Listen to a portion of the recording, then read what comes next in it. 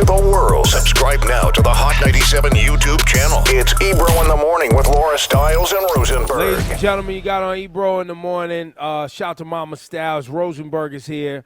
And welcome to the program. Jon Ossoff currently running to make sure that Georgia does not stay in the hands of corrupt Republicans. He is going for one of the two Senate seats down in the state of Georgia. Jon Ossoff, welcome to the program.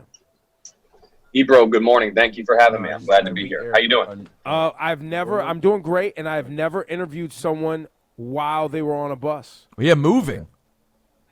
Yeah, well, for the radio audience that can't see me, we are on the road right now. We're headed from Columbus to Cuthbert. We had a rally last night. We're going to be in Cuthbert for a meet and greet in a few hours, then over to Albany for a rally tonight. And this is the Health, Jobs, and Justice tour of the state of Georgia, focused on establishing healthcare as a human right for the American people, investing in job creation, raising the minimum wage to $15 so people have access to dignified work that pays well, and passing a new Civil Rights Act to secure equal justice for all. That's the plan, and that's the message that we're currently taking across the state. So let's unpack this, Jon, piece by piece. First things first, let's get the macro view. For the audience, you know, we're in New York City and some other markets as well, but predominantly the Northeast. Without your win and the other gentleman running for a Senate seat in Georgia for a Democrat, without those two wins, we effectively will not be able to activate any of the plans that the Biden-Harris team have laid out for their term, correct? Yeah. So let me just zoom out and give everyone the big picture here. We have two Senate races in Georgia this year.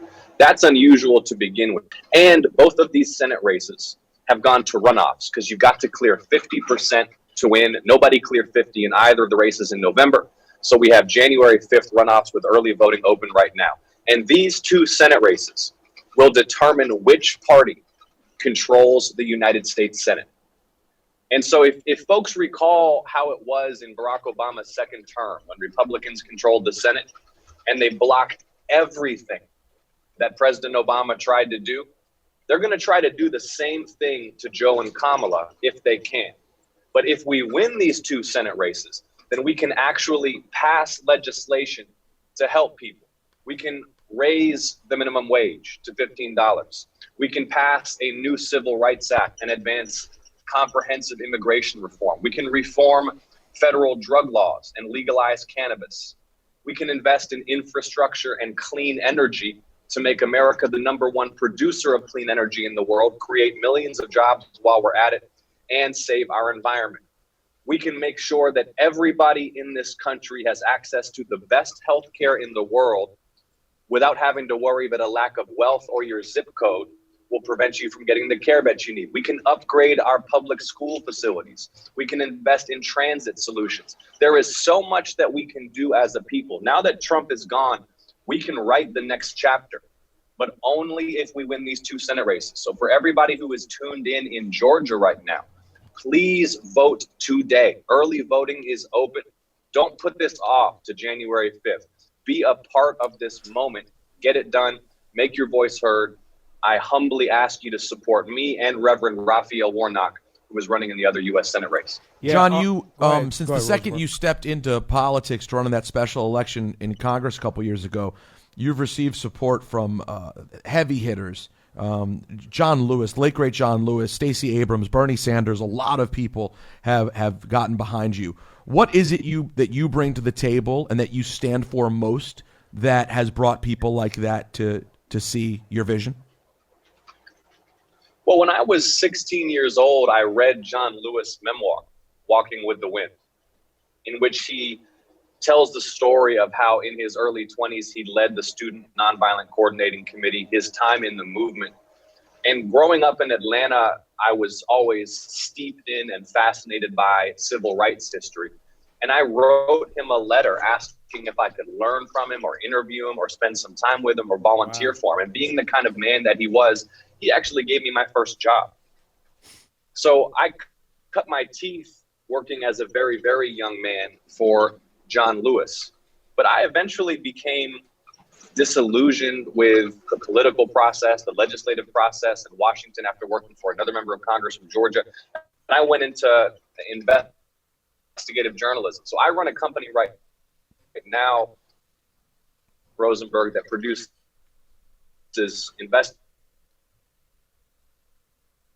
Oh, wait, you broke up, John. I think you were saying produces investigations of war crimes, right, undercover investigations of political corruption and organized crime. So, Ossoff, I want to get back to the investigative journalism side because I think you have been effective in identifying against your opponent, Perdue. He won't even debate you. He's afraid of you. He will not be in the same space at the same time with you. Yeah, can you imagine being a sitting U.S. senator and being too much of a coward even to stand on stage across from your opponent and debate? But see, that's the sense of entitlement that he has to this office. He believes that this Senate seat belongs to him, but this Senate seat belongs to the people. And so again, I want to urge everybody who's tuned in or live streaming in Georgia, stop everything.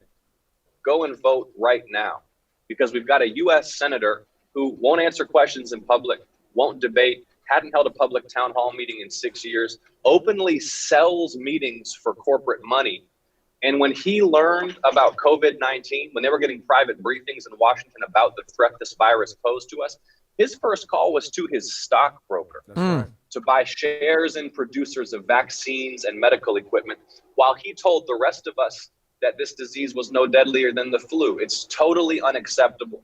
We deserve better. We can achieve great things together, but we got to vote to make it happen.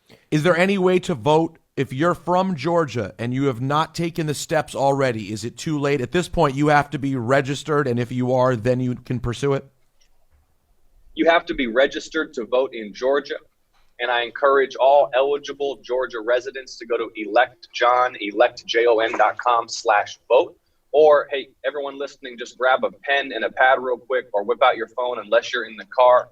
If you text vote to 51015, you'll get a link to check your registration status and find your early voting location. I can't stress this enough. The polls are open right now, and we have the chance to make a difference. Georgia has the power to make a huge difference, a historic difference, and get things done like passing a new Civil Rights Act, creating good-paying jobs with investments in infrastructure and clean energy, making healthcare affordable and accessible to everybody, but only if we vote. Now, John, the status of and the I guess let me not say status, the dynamic of Georgia. There's the Republicans versus the Democrats, but then there's just people who won't vote for a black candidate, or they won't vote for a Democrat, even if they agree with someone like you talking about jobs and health care.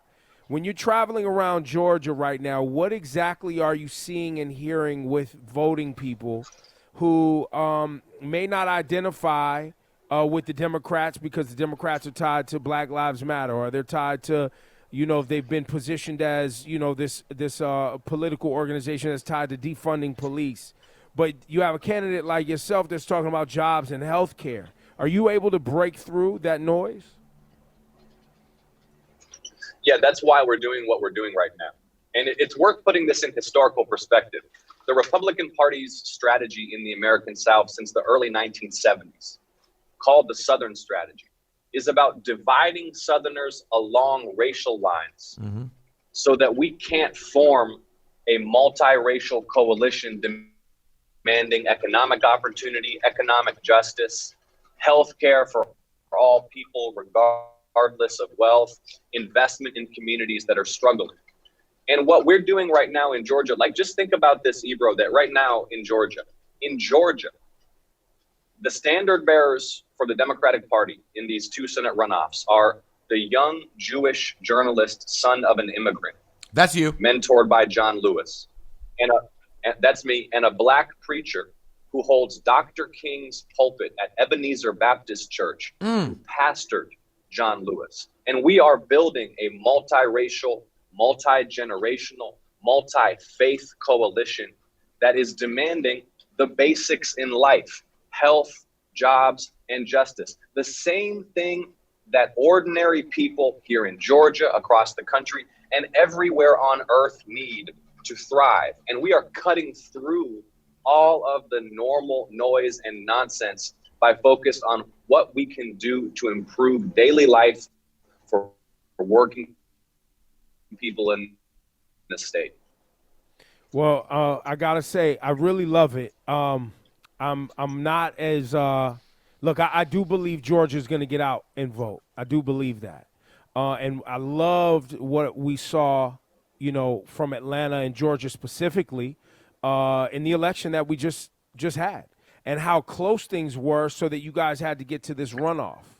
But obviously, I'm fearful of what you just articulated, which is those historic, generational barriers where someone may not vote for you because you're Jewish, or someone won't vote for Reverend Warnock because he's black, and it taking place in Georgia. But you're saying, with what you're seeing, that shouldn't be a fear of mine. What I'm saying is, the best way that you can help us is just encourage everybody who's listening in Georgia, every chance you get when you're on the air for the next 3 weeks, to vote. I mean, really, it is the participation of young people that will be decisive in the outcome here. And so for everybody who is tuned in, you're in the car, you're on the go, you're at work, you're figuring out what you're about to do with your day. If you're in Georgia right now, I'm not asking you to get out and vote for the sake of my ambition. I'm not asking you to get out and vote for the glory of a political party.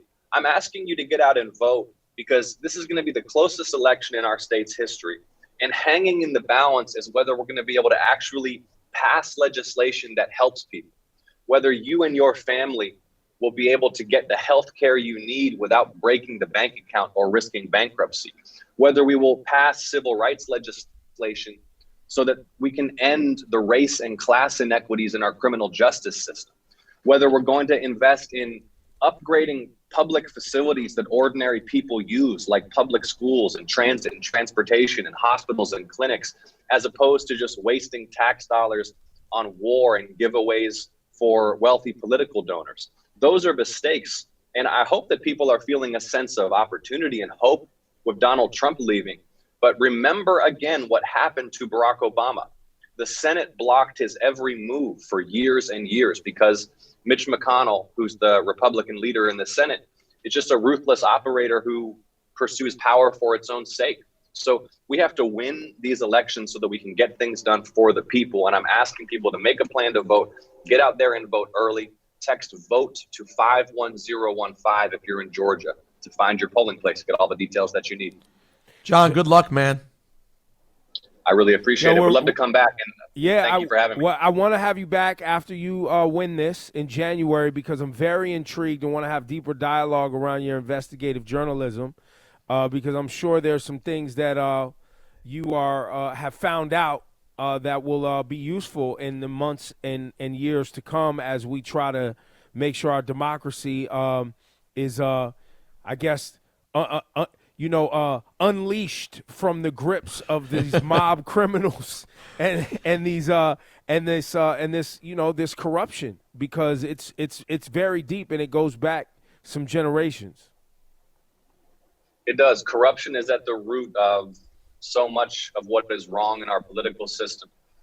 Why we fail to take action to save the environment, why we allow private prison industry, which should be banned entirely, to continue to lobby for mass incarceration so they can line their shareholders' pockets by locking up young black and brown people, why drug and insurance companies are allowed to rip off working families across this country every day at the expense of not just our bank accounts, but lives and health. It is corruption, and we can change it, but we got to vote. Jon Ossoff, running for that coveted Senate seat down there in Georgia, and also Reverend Warnock. We're rooting for you guys down there. A lot riding on this. Thank you for your time today. Thank you. Appreciate it. Take care. All right, Jon Ossoff, be safe.